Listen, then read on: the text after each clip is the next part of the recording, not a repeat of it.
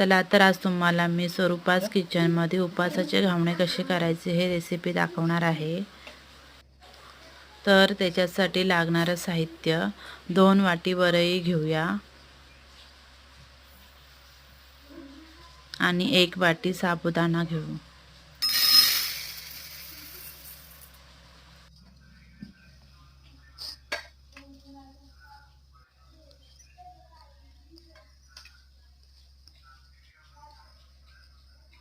साबुदाणा आपल्याला मिक्सरला लावायचा आहे।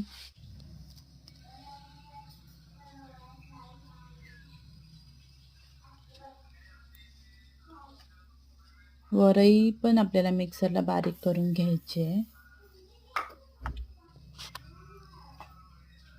इथे आपले दोन्ही पण मिक्सरला लावून झालेले आहे।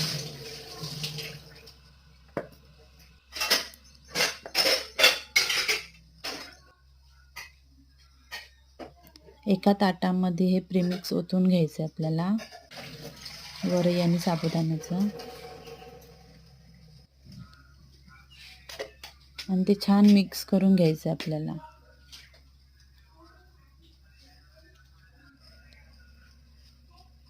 अशा प्रकारे आपलं साबुदाणा आणि वरईचं प्रीमिक्स तयार झालं आहे।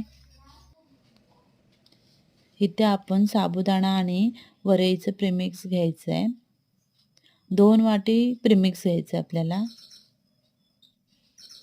2 चम्मच आपल्याला दही टाकायचं आहे, कारण की आपण 2 वाटी प्रीमिक्स घेतले म्हणून। तर आपल्याला लागेल तसे इथे पाणी टाकून घ्यायचं आहे।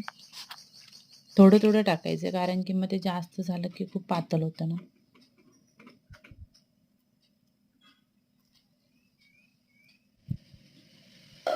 तर हे आपल्याला 3 तास असंच ठेवून द्यायचं आहे।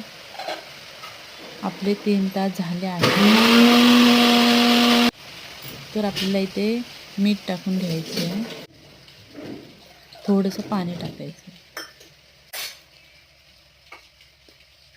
जसं आपण घावण्यासाठी करतो तसंच हे पण करायचं आहे।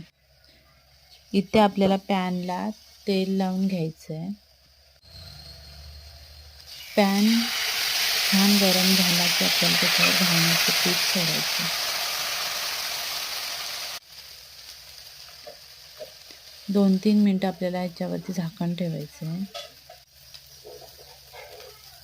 अशा प्रकारे आपली एक साईड झालेली आहे।